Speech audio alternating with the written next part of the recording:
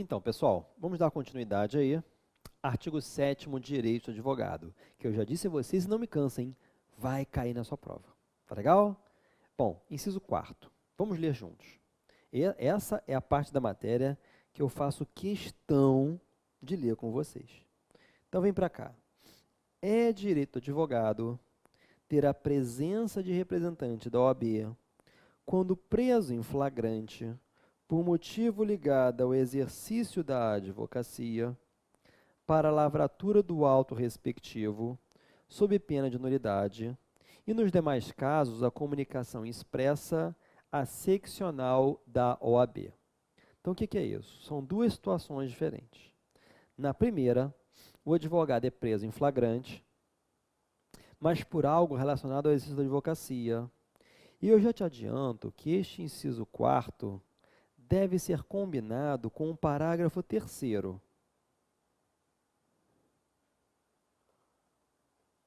que diz que o advogado, quando pratica crime no exercício da profissão, só pode ser preso por crime inafiançável.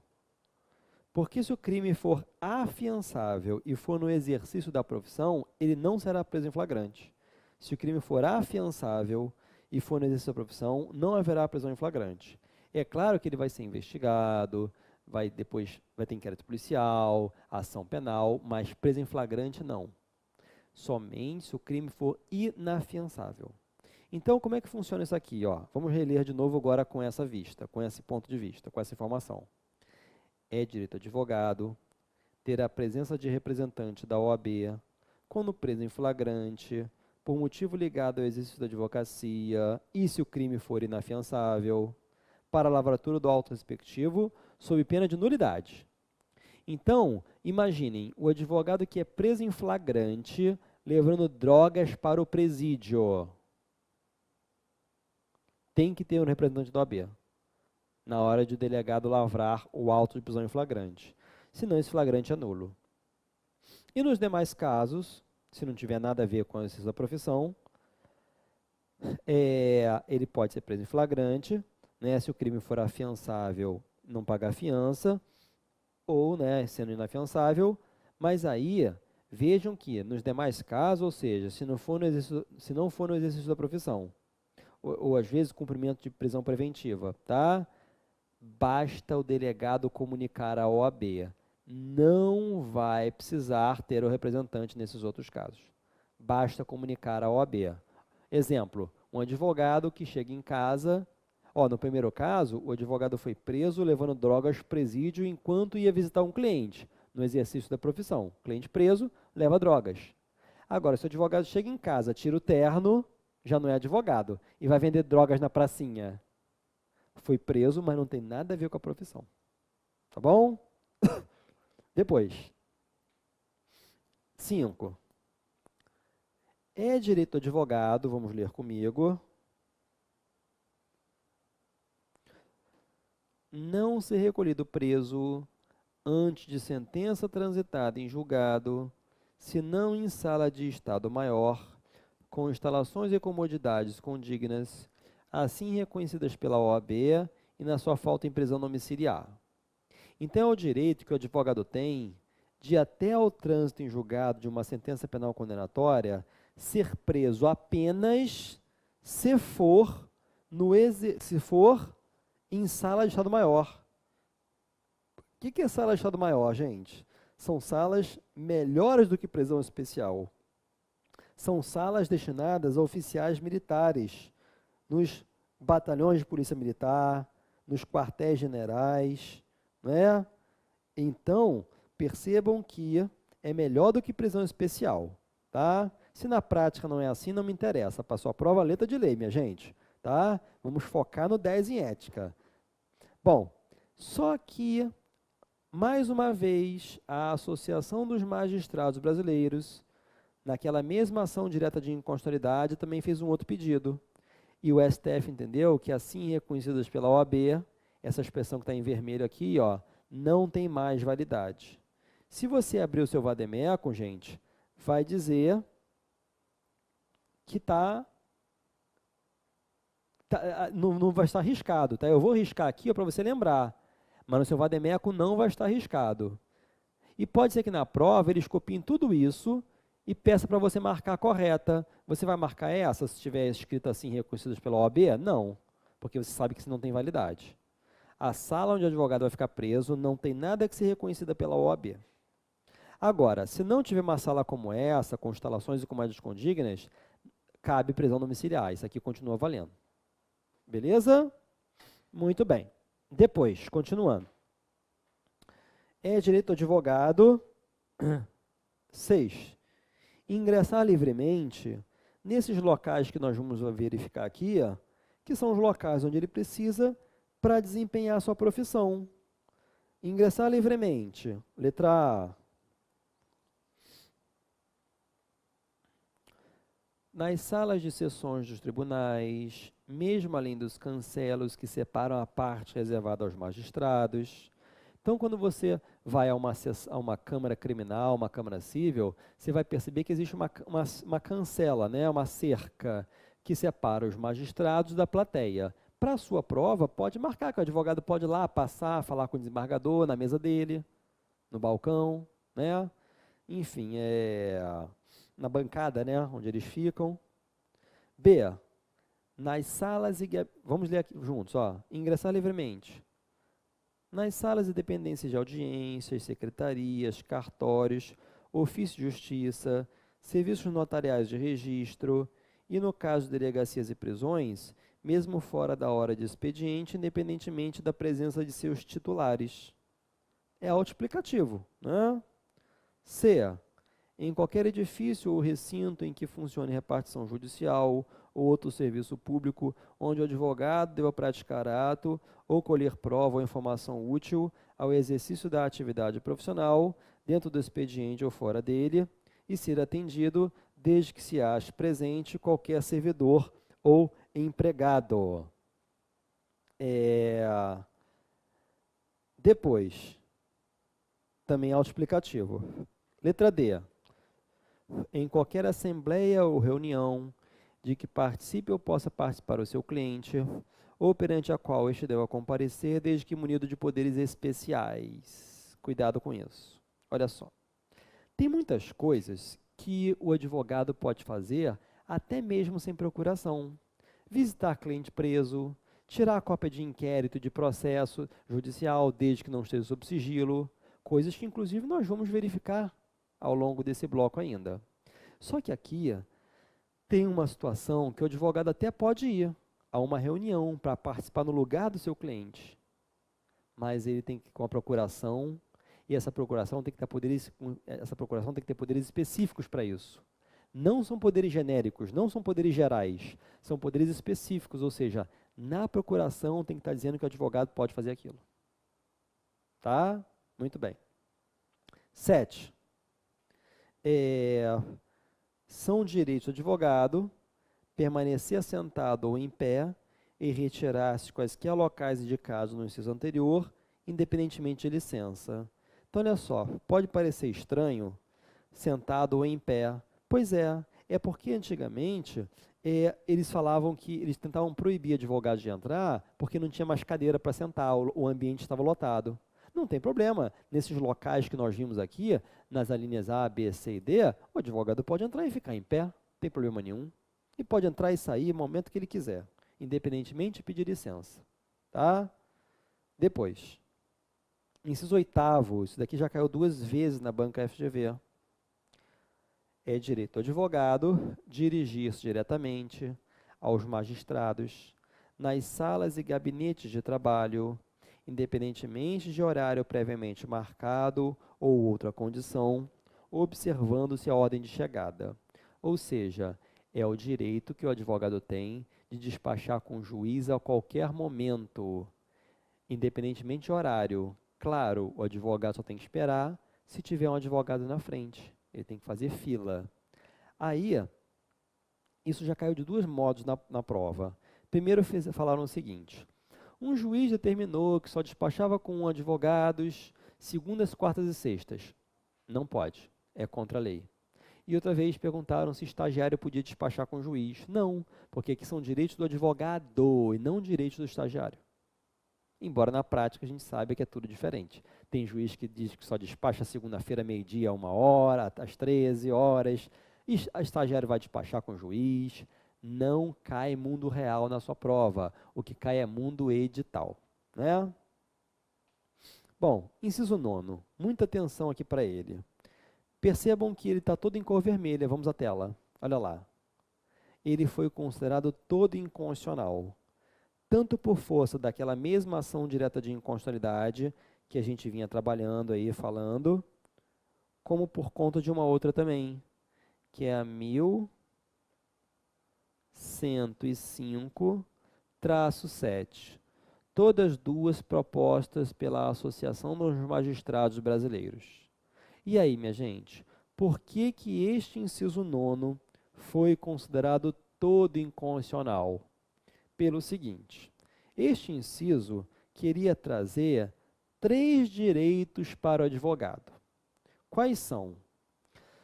Sustentar oralmente as razões de qualquer recurso ou processo nas sessões de julgamento após o voto do relator, seja em instância judicial ou administrativa, pelo prazo de 15 minutos, salvo se prazo maior for concedido. Então, aqui nós temos 3 direitos para o advogado. Primeiro, sustentar oralmente qualquer recurso, sustentar oralmente, após o voto do relator e por 15 minutos ou mais. Só que isso tudo foi considerado inconstitucional. Por quê, minha gente? Pelo seguinte.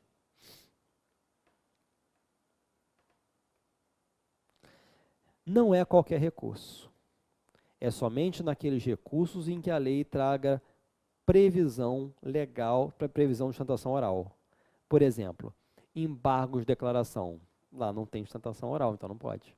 Está vendo como é que já não é em qualquer recurso? Depois, após o voto do relator. Ó, não é após, tem que ser antes. Cuidado com isso, porque se perguntarem, de acordo com o estatuto, é após o voto do relator? Em instância judicial ou administrativa? Não, tem que ser antes. Só que o Código de Ética e Disciplina, o novo continua dizendo isso, diz que nos processos disciplinares da OAB, a sustentação oral do advogado é após o voto do relator. Então, muito cuidado, minha gente, pelo amor de Deus. Se perguntarem de acordo com o novo Código de Ética, nos processos disciplinares da OAB, é após? É. Mas se perguntarem de acordo com o estatuto, não é mais após. É antes. E esse prazo de 15 minutos, salvo se prazo maior for concedido? Pode ser menor também. Ou seja, pode ser sustentação oral de 15 minutos, mais de 15 minutos ou menos de 15 minutos. Veja que nas turmas recursais dos juizados é de 5 minutos. Prazo dado por regimentos dos tribunais de justiça. Tá bom? Depois, inciso 10. Vamos ler comigo. É direito do advogado usar da palavra pela ordem em qualquer juízo ou tribunal, mediante intervenção sumária, para esclarecer equívoco ou dúvida surgida em relação a fatos, documentos ou afirmações que influam no julgamento, bem como para replicar a acusação ou censura que lhe forem feitas. Então, é o direito, olha, aqui o advogado já fez a sua sustentação oral. Só que depois que ele fez, o relator vai votar, os outros desembargadores também, e ele percebe, o advogado percebe, que eles estão falando a maior bobagem do mundo. Alguma coisa errada contrária aos autos e que pode influenciar, pode levar a um julgamento errado. E aí o advogado o que faz? Pela ordem, excelência, Vossa Excelência está equivocada. Aí diz lá qual é o problema. Ou então, para replicar uma acusação ou censura que lhe forem feitas. Se um desembargador fala lá, porque esse advogado aí não estudou direito, não sabe das coisas, pela ordem, excelência, olha, eu tratei Vossa Excelência com todo respeito, eu fiz a minha sustentação oral aqui no prazo determinado por lei, tratei com a maior educação e exijo igual respeito. E se o desembargador continuar, pode até dar origem até um desagravo público, né, pessoal? Que a gente vai achar daqui a pouquinho o que é isso. Tá bom? Depois, agora, se não for uma coisa tão urgente, como diz aqui, né, que precise de intervenção sumária, Eu posso reclamar depois, com mais calma, reclamar verbalmente ou por escrito, tanto faz. Já perguntaram isso em prova, se era só por escrito. Não, eu posso reclamar verbalmente. A questão é que quando eu reclamo verbalmente, isso é consignado, né? É, é consignado numa assentada, né? Ou então é reduzido a termo. Então, vamos lá, repetindo. É direito do advogado reclamar verbalmente ou por escrito perante qualquer juízo, tribunal ou autoridade contra a inobservância de preceito de lei, regulamento ou regimento. 12. É direito do advogado falar sentado ou em pé em juízo, tribunal ou órgão de deliberação coletiva da administração pública ou do poder legislativo. Então, tanto faz falar sentado ou em pé, tá? 13. É direito do advogado examinar em qualquer órgão dos poderes judiciário e legislativo ou da administração pública em geral, autos de processos findos ou em andamento, mesmo sem procuração, quando não estejam sujeitos a sigilo, assegurada a obtenção de cópias, podendo tomar apontamentos. Beleza? Tranquilo? É isso aí. Esse inciso 14, preste atenção. Essa tela está abrindo toda hora. Que filme é esse? Iron Blade, a espada de ferro, né? Enfim, toda hora que eu clico aqui está abrindo isso, né? É para animar a nossa aula, né? Vamos lá, pessoal. Olha aqui, ó. Inciso 14. É direito do advogado examinar em qualquer instituição responsável por conduzir a investigação, mesmo sem procuração, autos de flagrante de investigações de qualquer natureza, findos ou em andamento, ainda que conclusa a autoridade, podendo copiar peças e tomar apontamentos em meio físico ou digital. Por que isso foi mudado? Esse inciso foi alterado, inclusive trouxeram 3 parágrafos a ele. Foi ano passado, pela Lei 13.245/2016.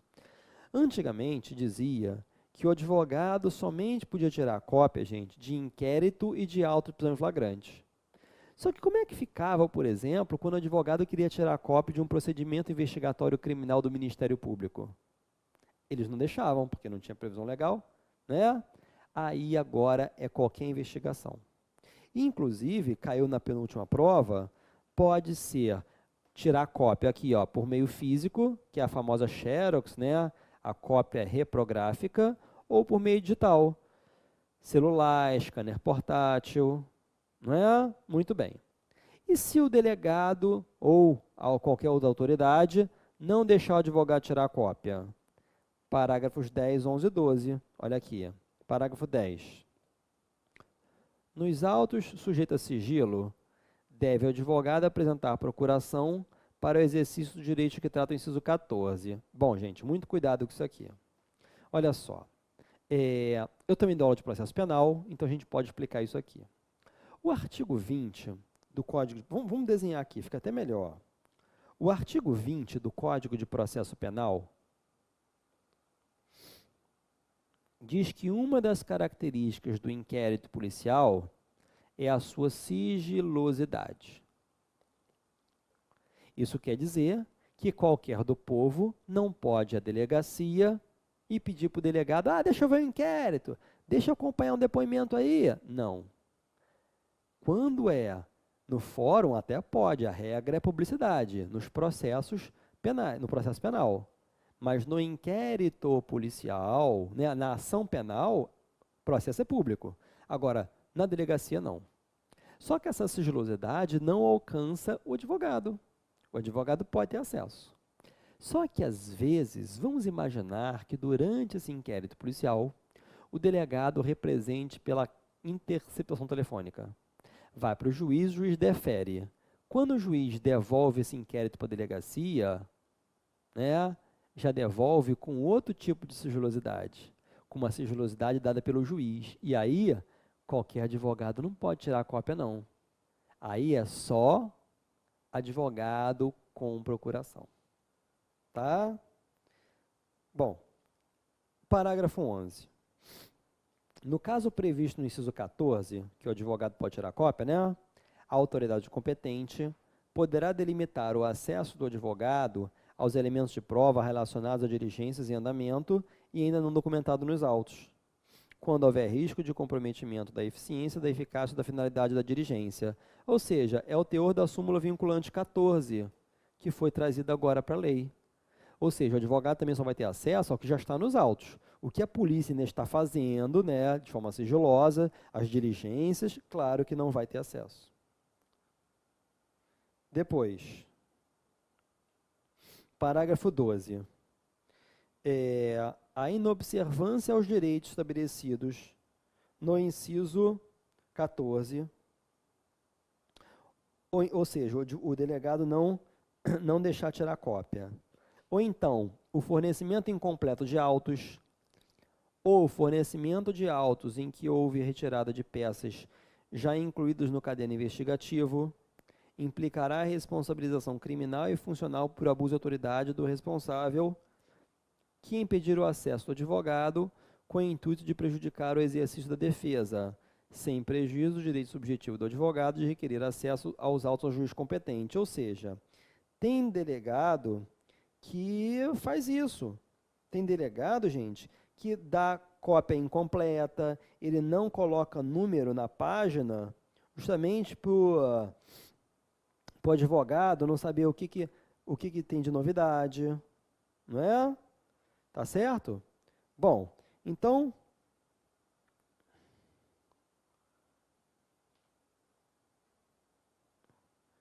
cadê? Pronto, esse é o parágrafo 12. Né? Parágrafo 12, o parágrafo 12 do inciso 14, é isso mesmo. Gente, os incisos 15 e o 16, vamos ler de uma vez, porque depois nós vamos ter que pular para o parágrafo 1º, que traz exceções a esses dois. Inclusive, foi o parágrafo que já caiu em prova. Então, vamos ler juntos. É direito do advogado ter vista dos processos judiciais ou administrativos, de qualquer natureza, em cartório ou na repartição competente, ou retirá-los pelos prazos legais. Inciso 16. Retirar autos de processos findos, mesmo sem procuração, pelo prazo de 10 dias. Pelo prazo de 10 dias. Então, se o processo já acabou, qualquer advogado pode levar para casa por 10 dias. Só que essas coisas não vão acontecer nos casos do parágrafo 1º. Olha lá. Não se aplica o disposto nos incisos 15 e 16, primeiro, aos processos sob regime de justiça. Claro, porque só com procuração. Ou então, 2, quando existirem nos autos documentos originais de difícil restauração, ou ocorrer circunstância relevante que justifique a permanência dos autos no cartório, secretaria ou repartição competente, repartição reconhecida pela autoridade, despacho motivado, proferido de ofício mediante representação ou requerimento da parte interessada. Ou 3, até o encerramento do processo, ao advogado que houver deixado de devolver os respectivos autos no prazo legal e só o fizer depois de intimado. Olha, se o advogado, mesmo com procuração, retira autos de cartório e não devolve no prazo, e para isso tem busca e apreensão, ou então simplesmente ele foi intimado para devolver, olha só o trabalho que esse advogado deu para a justiça. Ele não pode mais retirar aqueles autos até o final do processo. Vai ter que pedir para um outro colega advogado fazer ou para o estagiário fazer. E o detalhe, olha, isso já caiu 2 vezes na prova da OAB. Uma vez eles quiseram saber, só esse detalhe, ó, só vale se for depois de intimado ou não? Sim, só vale essa punição se for depois de intimado. E da outra vez eles quiseram saber quais eram esses 3 casos. 1, 2 e 3. Tá legal? Muito bem. 17. É direito do advogado ser publicamente desagravado quando ofendido no exercício da profissão em razão dela. Bom, vamos falar então agora sobre desagravo público. O desagravo público, ele é melhor explicado nos artigos 18 e 19 do Regulamento Geral. E o que é isso, minha gente? Não raramente os advogados são ofendidos por delegados de polícia, por juízes, por promotores, por apresentadores de televisão, como caiu na antepenúltima prova. E a OAB, ela não existe só para punir o advogado, existe para defender quando necessário for. Então, sempre que o advogado for ofendido no exercício da profissão, surge essa possibilidade de ser feito um desagravo público. Olha só, por comunicação de qualquer pessoa, vem para a tela, por comunicação de qualquer pessoa, ou até mesmo de ofício, vai ser instaurado um processo, porque durante esse processo, a OAB vai apurar, através de diligências, em quais circunstâncias ocorreram essas ofensas. Porque essas ofensas, pessoal, tiver caráter pessoal, se tiver caráter religioso, se tiver caráter doutrinário ou político, a OAB não vai se meter. Nesses casos, não cabe desagravo público. Só se tiver realmente ofensa no exercício da profissão. Durante esse processo, o ofensor, ou seja, quem ofendeu o advogado, pode se defender. Mas se não quiser se defender, a OAB vai apurar os fatos assim mesmo. E ao final, se ela entender que cabe um desagravo público, no que consiste o desagravo público? Gente, o presidente da OAB vai ler uma nota do tipo: nós da OAB não vamos deixar isso acontecer, porque isso é um absurdo, o advogado foi ofendido no exercício da profissão pelo juiz fulano de tal. Vai dar sua nota de repúdio. Essa nota, né, vai ser encaminhada ao ofensor, vai ser publicada na imprensa, e a OAB ainda pode fazer uma representação contra esse ofensor na corregedoria dele, né, do delegado de polícia, se for o caso, e pode até mesmo, a OAB pode ainda fazer uma notícia de crime contra esse ofensor. Agora, onde vai ser realizado o desagravo público, minha gente? Muito cuidado. Em regra, vai ser realizado no Conselho Seccional da OAB. Mas, às vezes, o advogado é ofendido no interior, na área de uma subseção. Então, pode ser realizado pela subseção também. Mas, às vezes, quem vai providenciar o desagravo público é o Conselho Federal. Quando, gente? Cuidado com isso que nunca caiu, hein? Quando forem ofendidos presidente de conselho seccional, conselheiro federal ou advogado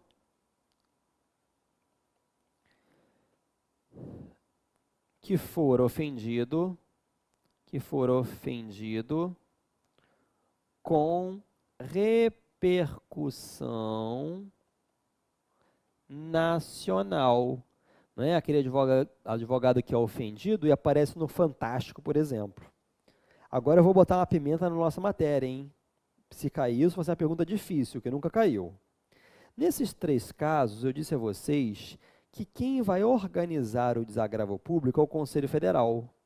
Só que, na verdade, vamos imaginar que seja o presidente do Conselho Seccional do Rio de Janeiro que foi ofendido no exercício do seu cargo, né? Por exemplo, um jornalista fala que o presidente do Conselho Seccional do Rio de Janeiro é um ladrão, ele desvia dinheiro da OAB, um exemplo, tá? Enfim. Ou então um advogado do Rio de Janeiro que foi ofendido, e isso é filmado e aparece em rede nacional. Gente, o presidente do Conselho Seccional do Rio de Janeiro mora no Rio de Janeiro. E esse advogado do Rio de Janeiro mora no Rio de Janeiro. Então, o Conselho Federal vai organizar, mas vai ser realizado no Rio de Janeiro, com representante do Conselho Federal. Agora, somente se a ofensa for a conselheiro federal, é que, nesse caso apenas, é que, além de ser organizado pelo Conselho Federal, também vai ser realizado lá no Conselho Federal em Brasília. Tá legal? Tudo bem? Gente, próxima aula, artigo 7º, inciso 18, é o seguinte. Vamos juntos, eu vou falar as 10 questões para vocês, se Deus quiser. Avise os seus amigos, as suas amigas aí, para adquirirem o Fechando Ética, caso estejam se sentindo inseguros para a prova, tá bom? Vamos juntos para uma aprovação com 10 em ética. Beijos e abraços!